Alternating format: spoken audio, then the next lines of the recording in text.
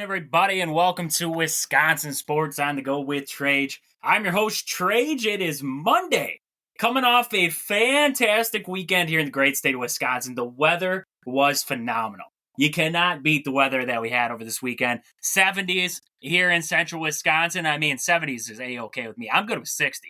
Honestly, I'm good with 50 with the crap that we had going on around for a while there. I'm good with 50, but 70, it was fantastic. Got a lot done over the weekend.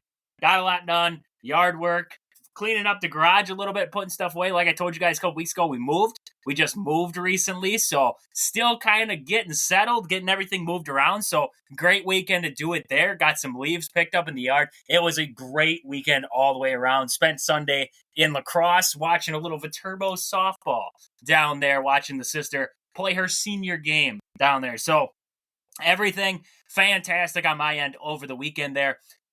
Wisconsin sports-wise, it depends on which area you were looking at. If you're a Badger fan and you're on Instagram or Twitter and you saw Connor Essegian posting pictures left and right telling you that I might go to Maryland, I might go to South Carolina, I don't know where I'm going to go yet. You might have been like, this is not my favorite time right now.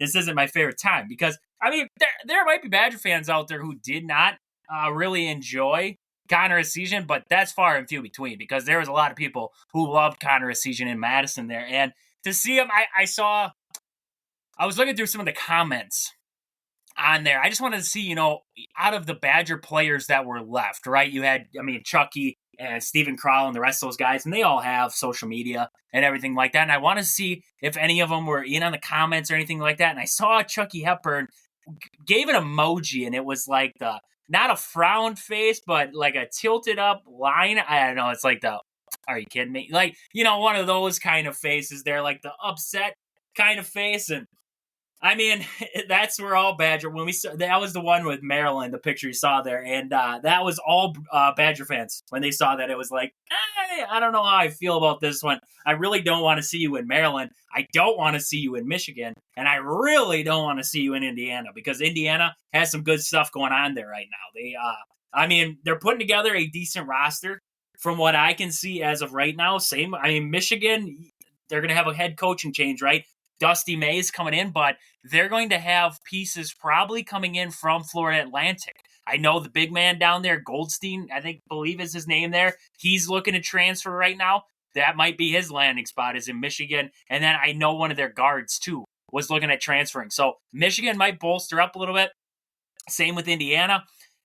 Maryland, we see they're active on the trail right now of Connor Essegian. Who knows where else they're looking right now. And I saw he also, like I said, visited South Carolina did Connor Essegian. So it's going to be interesting to see where they end up. Truthfully, to me, I do see A.J. Storr coming back to college. I don't know where A.J. Storr ends up. I don't. Would he end up at Kentucky now that John Calipari's gone, but the assistants are still there that once had recruited him? Maybe he ends up at Kentucky. Maybe A.J. Storr goes to Arkansas, right? We have John Calipari. The room is empty, right? There's one guy left on Arkansas's basketball team. Could you see a guy like A.J. Storr going to Kentucky? And now let's build around Storr. It's definitely going to be, Calipari has got his work cut out for him. That was another interesting thing coming out of last week there. John Calipari going to Arkansas, that is going to be interesting. And with one guy on the roster as of right now. So rebuilding that baby from the ground up. And, he's got time, right? He's got time. The portal is full, so it's not like you can't add pieces there. But John Calipari's not a big portal guy. We've seen this in the past. He's not a big portal guy. So how does he do in his first season having to dip into that portal and see what he can grab? Or does he get recruits to flip? What is going to happen with John Calipari at Arkansas is going to be something to see there. And if he can turn that pro, how long it takes. Does he have that team competitive this year? Is it going to be a year or two? What is going to happen there? That's going to be something crazy to watch if you are a college basketball fan. But outside of the Connor Essegian stuff, outside of the Badger stuff, we had some good and some bad coming out of the weekend there. I guess bad if you want to look at it that way. We had the Brewers taking 2 of 3 from Baltimore. That was fantastic, right? Another series win. Haven't lost a series yet this year. Knock on some wood. Don't want to jinx it there. they played fantastic ball right now. We're going to get into that a little bit, the weekend series, recap that. And then also the Bucks. We had the Bucks in action. They didn't fare so great. Lost their last two of the year there. The first one on Friday, and then against OKC, and then they lost that game yesterday to the Magic. And, well, the Knicks won. That put the Knicks up there in that 2 spot, so the Bucks will move down to the 3. So we're going to talk about that a little bit today. We're going to get into the Brewers. So right away, I want to jump into the Brewers, right? We got to talk about the good before the bad, right? We got to get into the good first. The good was the Milwaukee Brewers. They won the series against the Baltimore Orioles. Nothing better than that. Nothing better than going to a very good, this is a good Baltimore Orioles team, and going to their place, going on the road and winning 2 of 3. And the way that they won those first 2 games. You look at Friday night's game. We'll talk about that game first here. 11-1 was the final score. Brewers jumped out to a 3-0 lead early, and then they added on 4-0 there, 4-1, and then 2-3 spots between the 5th and the 6th inning there that really, just ballooned this lead, and then it was just too much. The Brewers all the way around played fantastic. Looking at the lineup for the Brewers, Yelich did get injured in this game. Started out the game, and the worst part is that he's hitting, right? The worst part is that he's hitting. If he wasn't hitting and he got hurt, it's like, okay, still sucks, but it's like, not so bad. But this is a guy who was hitting .333 when he had the back problems there. He had a hit early on in this game and then exited there in the 3rd inning, I believe. Some lower back discomfort there. So they're waiting till the Padres series. They're going to test it out then, see how he's feeling. If he's still not feeling it, then we're going to look at an IL stint for Christian Yelich. I would imagine only the 10-day IL there, but I don't know. I don't know what's going to happen in that sense there. So we got in this game here, Jackson Churro did struggle. 0 for 6, 3 Ks in this one. Not a great game out of Jackson Churro in the leadoff spot. Contreras continues to hit the ball. 1 for 4 in this game, 2 runs scored, 2 RBIs, 1 walk. Fantastic game. He's got that average at the end of this one at .354. Good stuff out of Contreras. Blake Perkins comes in for Yelich, 1 for 3. Night there, Perkins is just lighting the baseball up. We're going to get into that by the game here, how well Perkins is hitting. But Perkins in this one, 1 for 3. Adames, a good game out of Willy Adames. They're 3 for 5 in this one, 3 runs scored, 3 RBIs in this game here. And, tried to start a brawl, right? Tried to start a brawl there against this Orioles team. And I don't know what. This is all I could think, right? I'm sitting there and I'm watching. And they didn't have the camera on Willie right then. They actually had it towards the dugout. And Willy Adames is coming up to bat. So I don't think anything, right? I don't think anything of what's going to happen.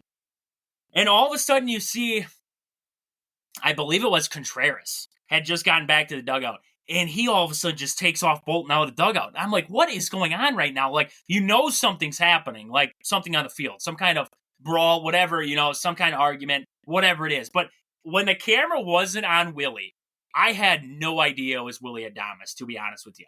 And then all of a sudden, they flip the camera and it's Willy Adames and James McCann. They're face to face. And I'm like, what could have been said? Because Willy Adames, we know it. We know it as Brewer fans. Willy Adames is like the most, enjoyable baseball player when it's good or bad or ugly. Willy Adames is the most laughing around. Doesn't matter who's out at second base. He's joking with you kind of guy. And for him to be as hot as he was, because he was pulled back and he was still trying to get back over there and get the last word into that conversation, just to be where he was, I was like, what? And then nobody knows what came out of it, right? After the game, they wouldn't tell us. What could have been said by James McCann to fire up Willy Adames that much that Willie, out of all people, Willy Adames got into his face? I was like, but, and then, I can't remember who was saying it, if it was Lane Grindle or if it was the guy on Apple TV. He's like, this is the kind of edge that the Brewers have this year. Hoskins, bench clearing there, and then you had another benches clear here for Willy Adames. And you look at it and you're like, I kind of like that edge. I kind of like the edge where even a guy like Willy Adames, if you say the wrong thing to him, he ain't afraid of you. He's going to get up in your face too. And I love that.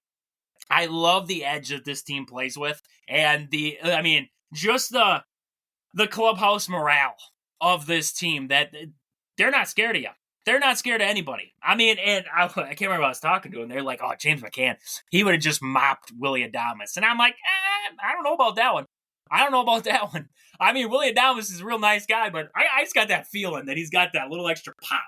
He's got that little extra pop below him, right? And he ain't afraid of you. He's not, I mean, he wasn't afraid of James McCann there because he was nose to nose with him. I mean, before that ump came in there and kind of backed off McCann there. So, I mean, definitely, that was some sparks. That was some sparks in a game that really wasn't relatively close. I mean, look at hits in this game, 15-6.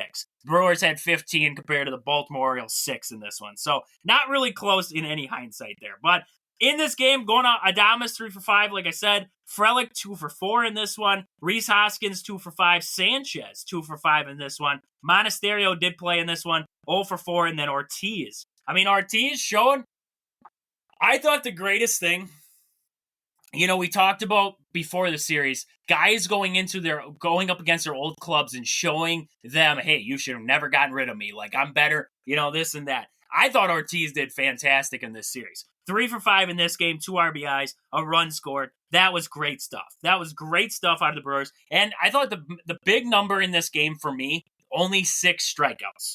Only 6 strikeouts for a team that has been striking out a little bit. They've been putting up runs, don't get me wrong.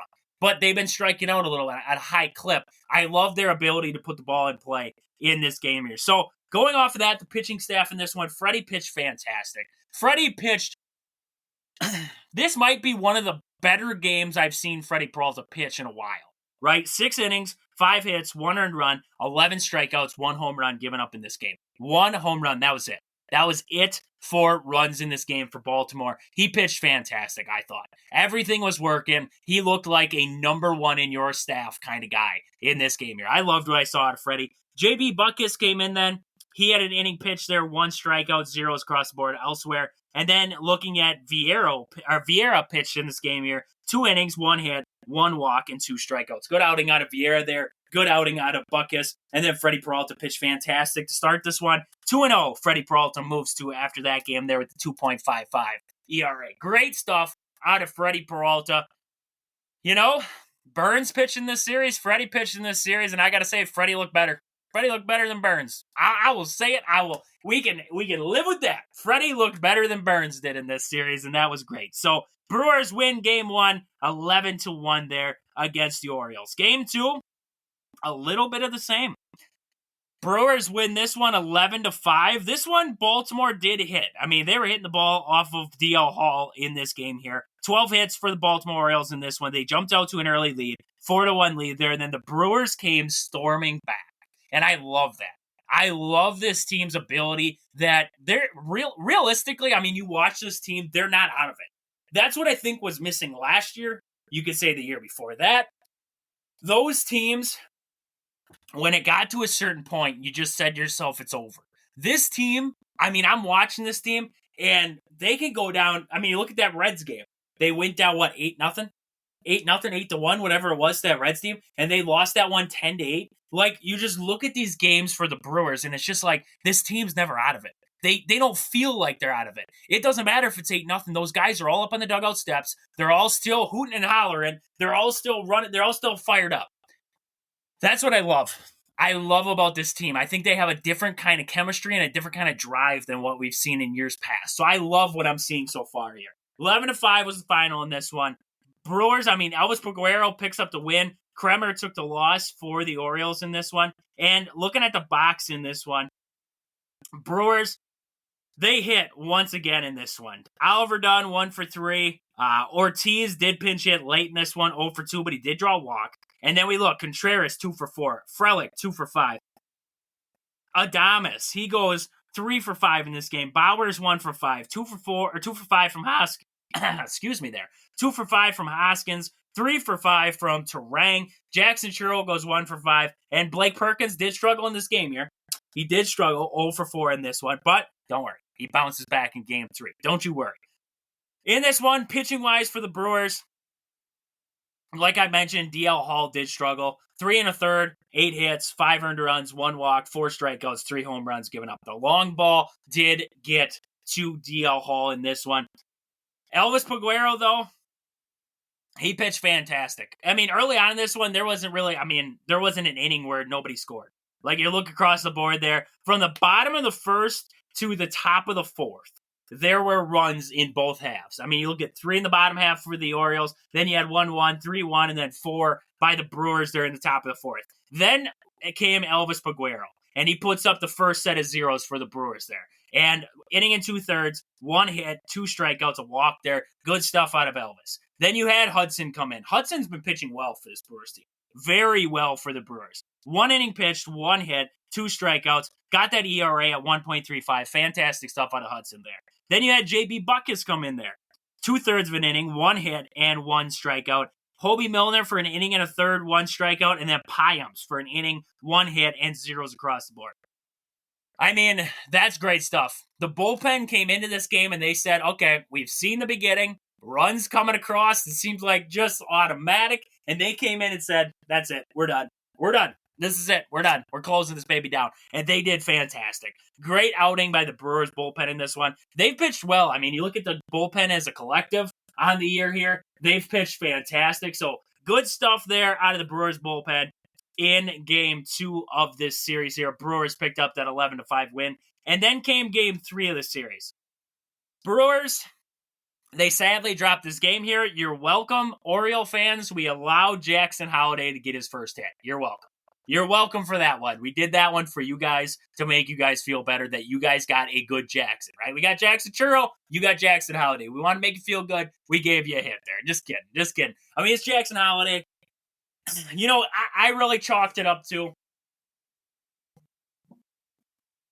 watching the first couple games, watching him against the Red Sox, watching him against the Brewers. It just really came down to he had to see his first hit, right?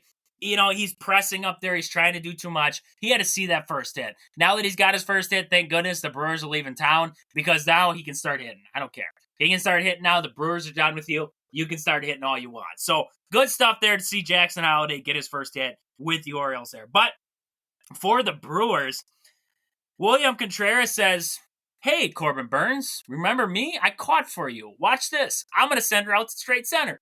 Bomb to start off the game for Contreras. That was fantastic. I love that. But Contreras in this one, 2 for 4 on the ball game. Hoskins, 1 for 5. Frelick, 1 for 5. Adames stays hot, 2 for 4 in this one. Sanchez did catch for the Brewers, 1 for 3. Then we saw Terang, 1 for 4. Ortiz, 1 for 4. Joey Wiemer gets called back up to the bigs, 0 for 3 in this one. Oliver Dunn, 0 for 1. And then Blake Perkins, another fantastic game out of Blake Perkins. 3 for 4 for Perkins there. 2 runs scored. He had a home run there to actually give the Brewers a 4-3 lead at one point. That was surrendered after that. But Perkins stays hot for the Brewers, and I thought that was great stuff there. Brewers, 12 hits in this game compared to the Orioles 11 they hit. I mean, this team is just hitting the ball left and right there. The Brewers did in this game here, looking at the pitching staff, Colin Ray gave I thought a great outing for the Brewers. 5 2/3, 5 hits, 3 earned runs, 1 walk, 2 home runs given up and 6 strikeouts. The home run is a little bit alarming, but you avoid the long ball. He pitched well in this game here. So I'm not going to take anything away from Colin Ray's start, though. I thought he pitched fantastic, especially going up against an ace on the opposite side in Corbin Burns. Sometimes that adds a little bit of an element to the game, and I thought Colin Ray pitched fantastic with what he was given in this one. So great stuff there out of Colin Ray. Hudson did come in for a third of an inning to finish it out. He had 1 strikeout. Great. Hudson's been fantastic. You can't sell this guy any more than he has been fantastic early on here for the Brewers. So he's got that ERA down to 1.29. Great stuff. Abner Uribe did take the loss for the Brewers here. He had 1 inning pitch there, 3 hits, 2 earned runs in this one. And, not his best outing, but he's young. He's young yet. You got to give him a little bit of time there. And he's pitched well for the Brewers. And in spots, he's also had his struggles. So just a young guy trying to find his way here in the Brewers bullpen. So nothing alarming there for me. I think Abner Uribe will be just fine. Hobie Milner did come for an inning at the end there. He had 3 hits given up there, 1 earned run, 1 walk, and a home run given up for Hobie. So good all the way around series by the Milwaukee Brewers in this one. They do lose the third game of the series, but 2 out of 3. 2 out of 3 ain't bad. Not bad whatsoever. That will set up a homestand now with the San Diego Padres. That game will be coming up tonight here, a 6:40 start. Joe Ross will be taking on Joe Musgrove for the Padres in this one. Padres coming off of a series there with the Dodgers, so they're going to be traveling here tonight to take on the Brewers tomorrow night there. So good stuff there. Joe Ross trying to come out with another good start here. 1-0 with a 1.80 ERA. Joe Musgrove, he's 1-2 with 6.87 ERA heading into this one. Brewers, Yelich has faced Musgrove the most. 21 at-bats, 4 RBIs, 1 home run. Not sure if we're going to see Yelich. I'm not sure we're going to get news on Yelich coming out tomorrow there when they get back to Milwaukee there. Outside of that, not much happening for the Brewers. 2 at-bats for Adames, 2 at-bats for William Contreras, 8 at-bats for Hoskins, and 2 at-bats for Sanchez, all with zeros across the board there for average and everything against Musgrove. So Brewers will be facing, a lot of these Brewers will be facing Musgrove for the first time there, Looking at the San Diego Padres, Manny Machado and Tatis are the only ones with the experience against Joe Ross.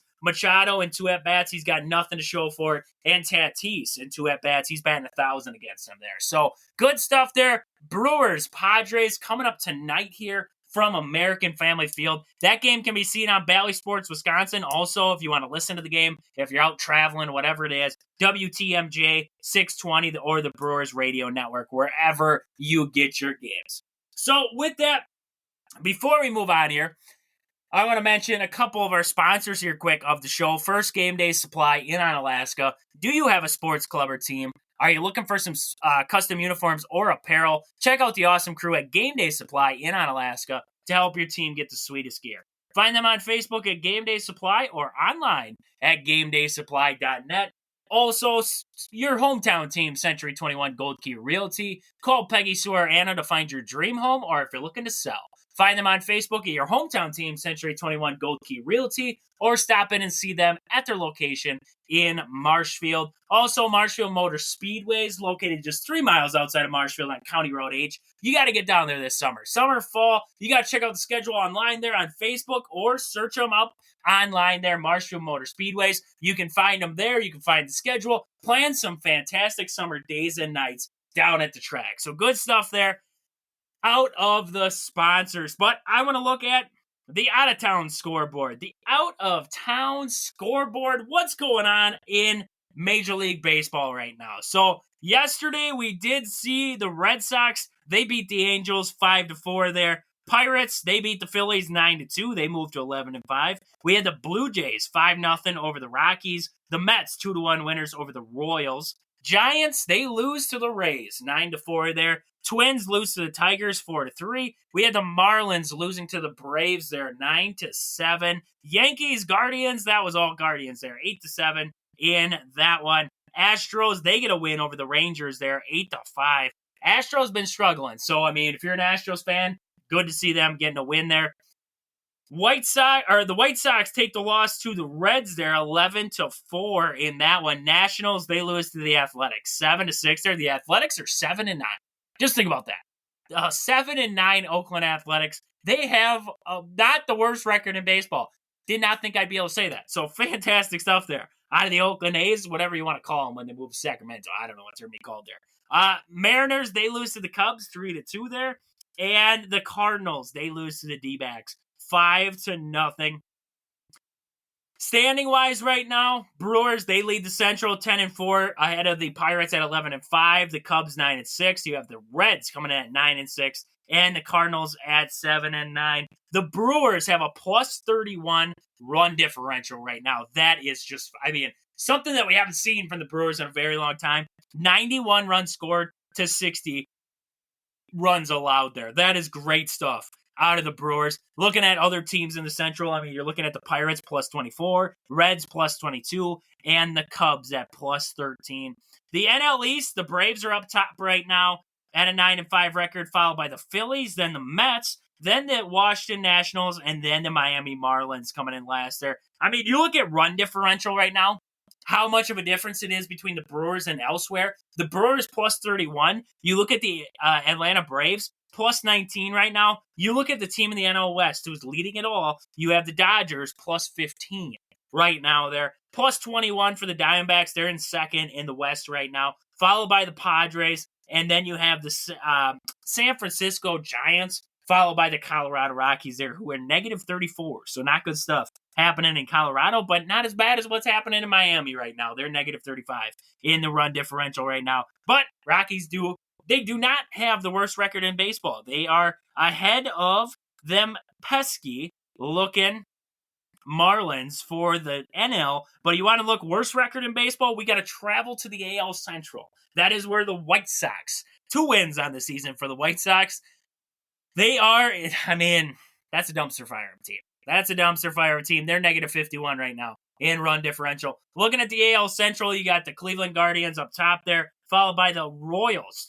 A surprise team in the Royals.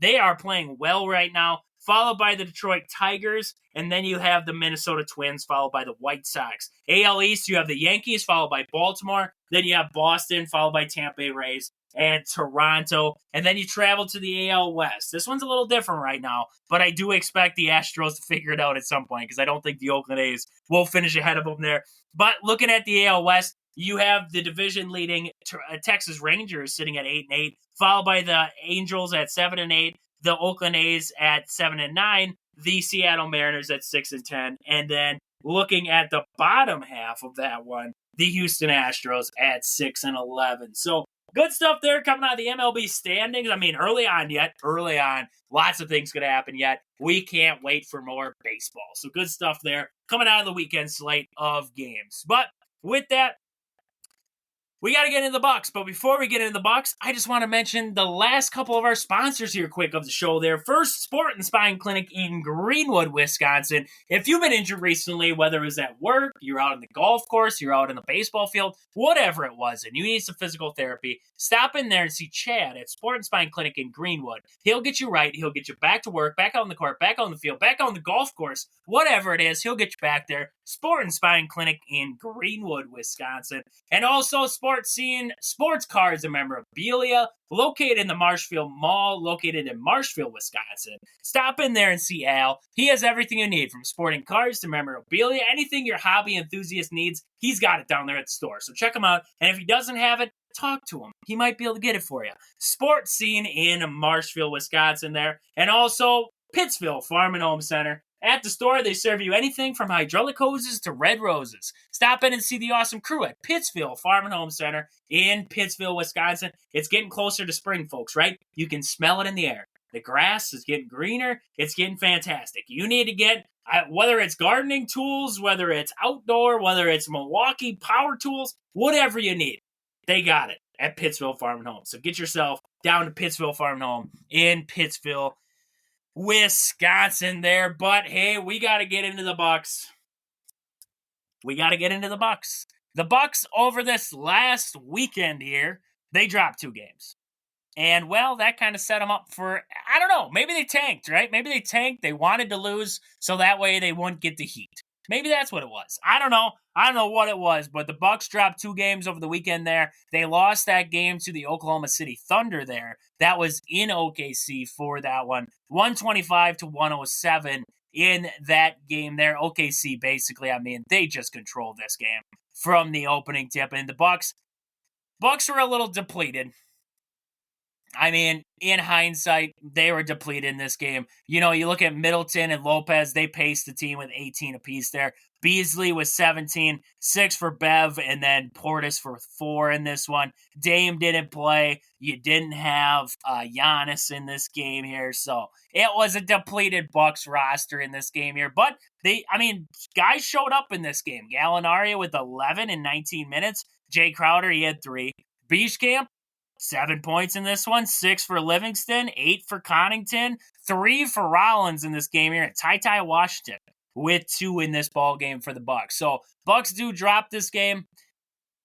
Shot it well at the free throw line, right? 12 for 13, not a bad night there, but 11 for 30 from the 3-point line. That's not terrible, but 17 turnovers will get you a lot of the time there. So shots were falling and they were turning the basketball over. Not good stuff there out of the Bucks going up against OKC. So that set up a Sunday I mean,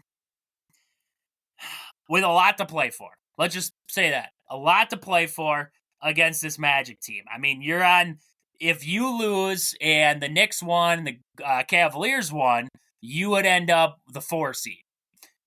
I think the Cavs wanted the 4 seed. I'm going to be honest with you, because they didn't play. They played the end of the bench against Charlotte. Made me really think this team, they don't care. They're all in for that 4 seed. So, I mean, they lose. Cavs do lose, but the Knicks do win. So then, I mean, the Bucks game was over, I believe, for the Knicks game. Knicks did play the Bulls. The Bucks, they had the Magic. So that game the Bucks were done before that. But you knew the stipulation of this game. You had to show up, play big time in this one, and the Bucks did not. I mean, you look at this game here. Portis, 17. You had Middleton with 17. Good stuff out of those two. Lopez adds 11. Pat Bev, he gives you 2. I mean, I'm not expecting a lot out of Pat Bev there. But Damian Lillard in this game here. 30 minutes, 2 for 14 from the field, 0 for 4 from downtown, 12 for 13 from the free throw line. He had, I believe, 16 points in this game here. I hope playoffs are Dame time.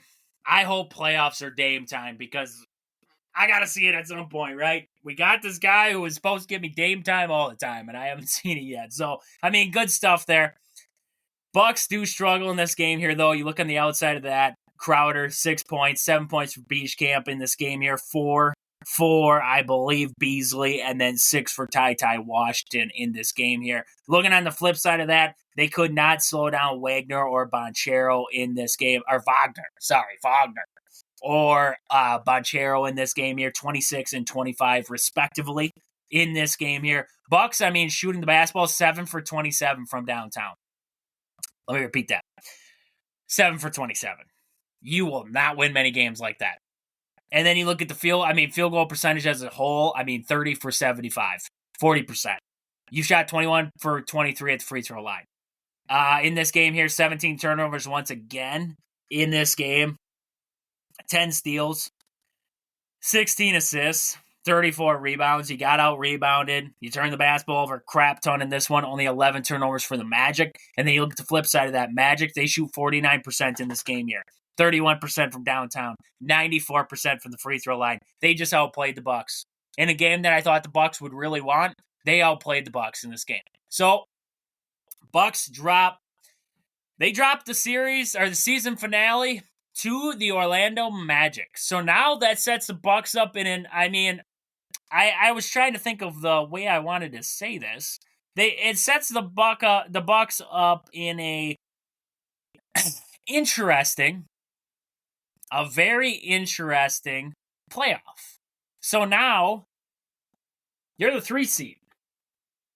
You will play the Indiana Pacers. We've watched this Bucks team play the Pacers this year, and, well, it has not been pretty. Whether Giannis is on the court or not, it has not been pretty. The Bucks are a little bit different, right? You have Pat Bev now, so it might be a little bit different. But, this is a Pacers team that's ran you this year. And what kills the Bucks the most? Athleticism.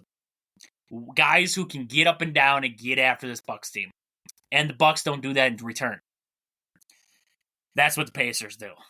So this series, we're going to get into it more. We're going to get into this series a little bit more here as the week goes on. We got the play-in tournament coming up first here for the NBA, where you'll see teams like the Sixers and the Bulls are in there, the Hawks, and the Heat will all be in playoff games. I believe the Bucks, if I'm not mistaken, they tip off the 21st. So that will be Sunday. The Bucks will play this next Sunday against the Pacers. That'll be the first game of that series there at the Pfizer. So, you got first couple games at home there. You got to show us something, right? Giannis got a week off here. Hopefully everything gets right with that calf there, and he comes back. But this is a team the Bucks have struggled with this year. Now you have Pat Bev. How does that change, right? How does that change the dynamic of this team, getting after guys and everything like that? And everybody's told me all year long, just wait for the playoffs. Wait for the playoffs. This Bucks team, they know how to turn it on. They have a playoff caliber roster. Okay. Okay, it's playoff time. Now I got to see it. I got to see it now. I don't want to be a hater. I want to be optimistic. But what I'm saying is that if they win, if they come out and they completely blow teams out of the water and everything's great, fantastic. I'm not going to sit here and say that I was right and blah, blah, blah. Not a chance. But what I'm saying is I got to see it. I got to see this Bucks team play up to expectations. Because you got to have some expectations going into this year, right? Head coach or not, whatever the coaching situation was, you have NBA guys. They got to be able to play somewhat subpar NBA basketball. So what are we going to get out of this game? That's what we're going to see here. So that'll be Sunday. We're going to talk more about that series as we get closer here. But looking at the rest of the playoffs there, because the whole thing is figured out now. So we have the Miami Heat and 76ers. That'll be on Wednesday. You know, the play-in tournament starts on Wednesday. We'll have the Heat and the 76ers squaring off, and then we'll have the Hawks and the Bulls. That game will also be on Wednesday. The winner of the 9-10 game will play at the loser of the 7-8 game. That'll be on Friday. So there's your play-in tournament schedule right there. Heat, 76ers, Hawks, and Bulls. Now you look at the rest of it.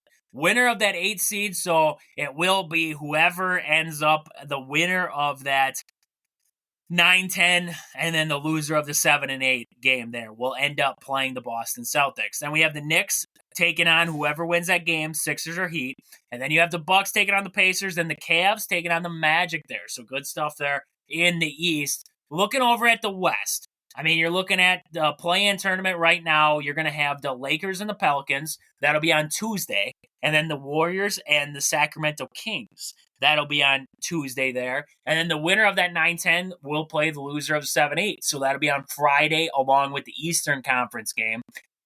That'll set up first round action there. OKC got the 1 seed over there. So they're going to play the winner of that that game on Friday there. The number 2 seed, Denver Nuggets, they're going to be taking on that 7 seed. So the Suns or the Lakers there. The number 3 seeded Timberwolves will be taking on the Phoenix Suns in that game there. That was a typo on their part there. It's going to be the Pelicans or the Lakers there. The Suns are in that 6th spot. And then you're going to have the LA Clippers taking on the Mavs there. So good stuff there in the NBA playoffs.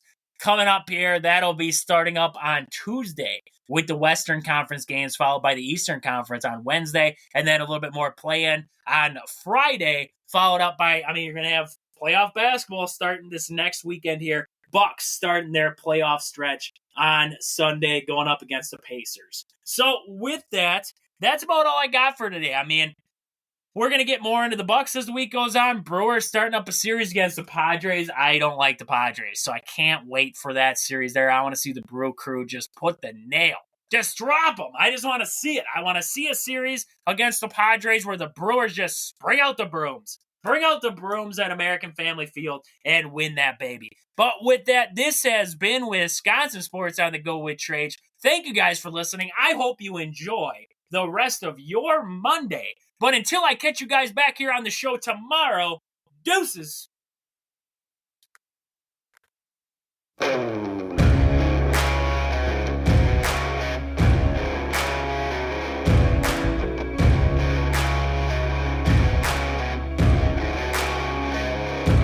Yeah, oh my Lord, watch me sway. Darkness falls and we all pray, hoping for the light of day. Down to the river I have held the devil's hand, felt the weight of